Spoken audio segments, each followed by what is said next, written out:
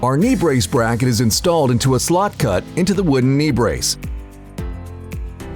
Using a drill and a 5/8 inch bit, drill holes through the wooden knee brace corresponding to the hole locations on the bracket.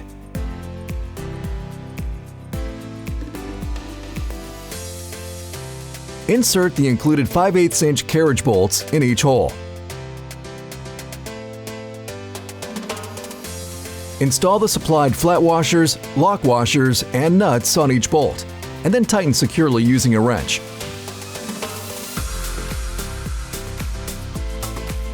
Once your knee brace is built to the correct size, raise it into place and secure it to the tree using one of our large galvanized lag bolts.